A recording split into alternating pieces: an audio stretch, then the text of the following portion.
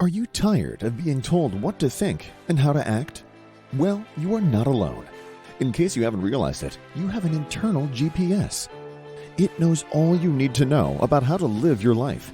So it's about time you stopped letting the media and the government tell you what is true for you. In fact, it is exactly that time. It's time to think for yourself. And here to make sure you're doing just that is your host, mediator, author, and lawyer, Carole Gold. Hi, it's Saturday, November the 6th. I'm Carole Gold, and welcome to Think for Yourself.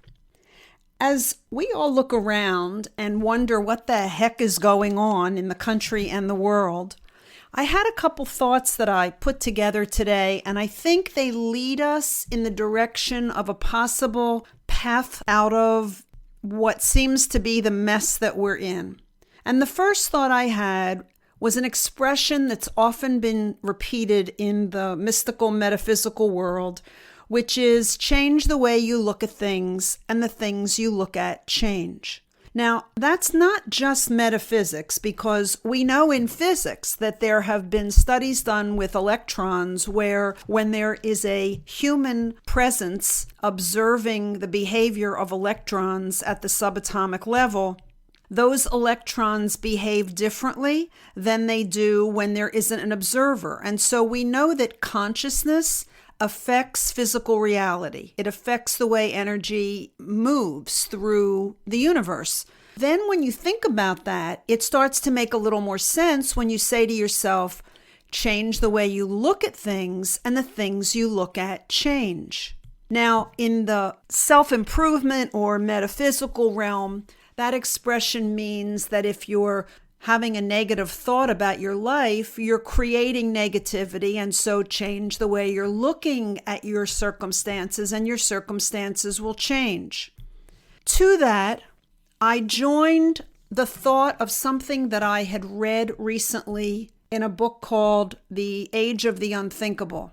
And I've mentioned the book before. I reread it periodically and I browse through it periodically because I think it's quite brilliant about new ways that we need to look at and think about the world in which we're now living, because methods and systems that were applicable 50 years ago when things were more constant and less global, and where news and information was less instantaneous and less 24/7, we could approach things differently than we have to now when we're basically in not only a state of change, but a rapid state of change. So what I was reading particularly today was about how American parents teach children, or parents in the West, as opposed to how Chinese parents teach children. And the example that I read was that an American parent will say to a child, see the dog, and what they're doing is they're focusing the child on the noun, dog.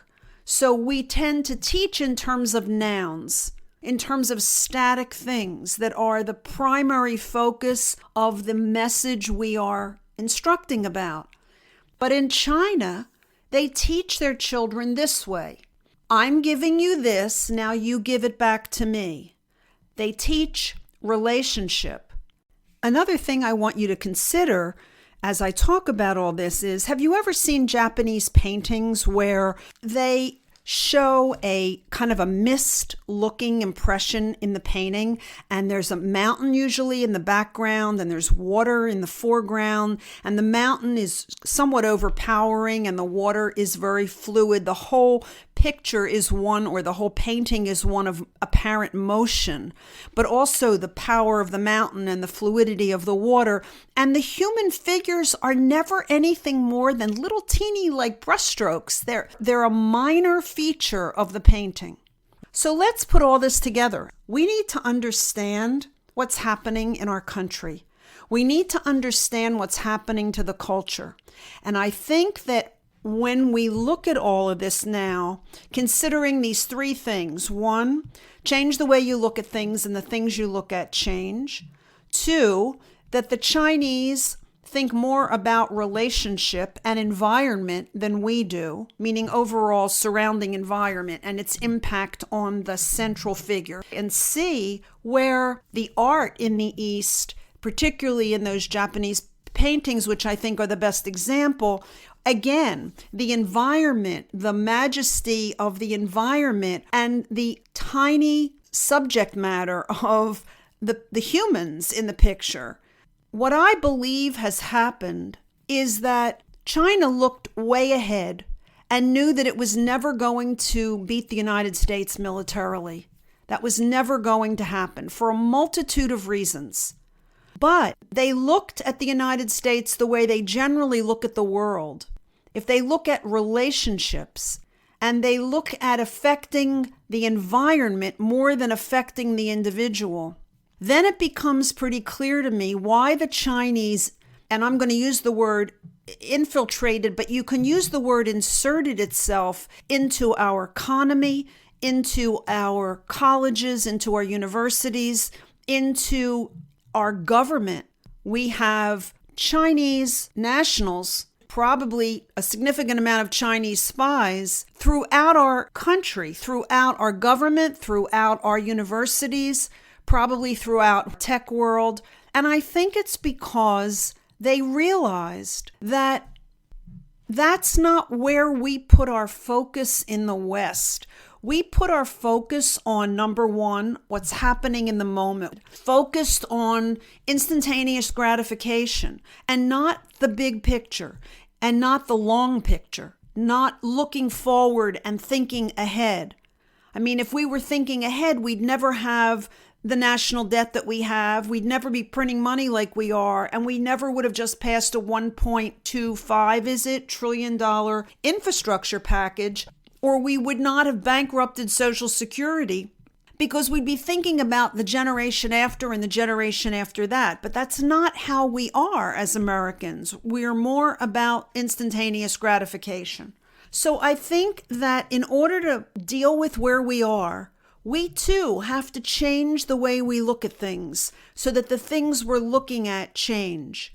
We have to stop thinking that methods that we used 50 years ago, maybe even 25 years ago, are applicable any longer in a global world, because we are global now. Whether we like it or not, we are connected to the bigger picture, and we are less in control and less isolated than we have been historically. We have to step up and realize that we need to see things differently. Now, I'm not saying we need to be like the Chinese, but I am saying that we need to reevaluate A, what's important to us, B, how we look at what's important to us, what steps we might take to move us in the direction of fortifying the things that are important to us, and what might we be doing that is trying to resurrect a dinosaur. Meaning, I think this ever-increasing federal budget and expenditure and printing of money, all of this is a system that isn't going to get us where we want to go. In fact, it's probably going to dig us into a hole deeper and deeper. I can't blame just Democrats, because 13 Republicans just voted for this as well and made it happen. I think that we have a Congress, we have an awful lot of elected officials at all levels, we have members of the judiciary, all of whom are affecting not only policy but the implementation of that policy, who themselves are thinking like dinosaurs, for lack of a better description, and as a result may take us down. Meaning, if you combine an intention by the Chinese or the Russians, but I think the Chinese are infinitely more dangerous. If you take an intention by the Chinese to become the superpower of the world and to see the demise of the status of the United States, if you look at their long-range activity, if you look at how indebted we are to them for manufacturing, how indebted we are to them for debt, how tied to them we are for those things that we use every day and expect to be there every day, if you look at their infiltration of government and technology and the universities, our reliance upon them for medication, production of all pharmaceuticals, for us, as far as we're concerned, that's where we get them. If you look at all of that and you combine that with outdated thinking by leaders who not only are improperly focused because they're thinking with yesterday's hat on, but because too many of them are 60 and 70 and 80 and close to 90 years old. And while we should revere and give respect to the elderly and acknowledge that they have a tremendous amount of wisdom for the time that they lived, I don't think that necessarily translates into who we want our leaders to be as we go through rapid technological and cultural change. I think that when you're older, when you're in your 60s, 70s, and 80s, you've got pretty set thinking. There are very few elderly people who are living in a world where their thoughts are fluid and open to change. We become creatures of habit, and the older we get, the more habitual we get. This is a lot to think about, and I hope there's been a thread in this podcast that you can pick up and kind of weave into your own thought pattern. I think there are some nuggets that I dropped along the way here, not to mix metaphors, but I do think there are some points worth considering, both about how China has approached usurping our power and also about how our leaders, the ones that we have currently, are literally outdated, as is their thinking, as is their methodology, and perhaps even their agendas. We, individuals, need to begin to change the way we look at things so the things we look at, in fact, do change. Because the one thing I'm sure of is that if enough of us are awakened to a new way of thinking, and if enough of us are willing to act on the things that we see, that we now see with an awakened consciousness and with new eyes, we can be the force that makes the difference. And we can bring a new level of conscious awareness to meeting the challenges that we are faced with now, and certainly the challenges that are just around the corner based upon the way things are rapidly changing around the world and at home. So thanks for listening. I'm Carole Gold. I'll be back here again on Monday. Until then, have a blessed weekend, and remember, always think for yourself. Carole thanks you for spending your valuable time with her. It is her mission to empower you to remember how smart and capable you are.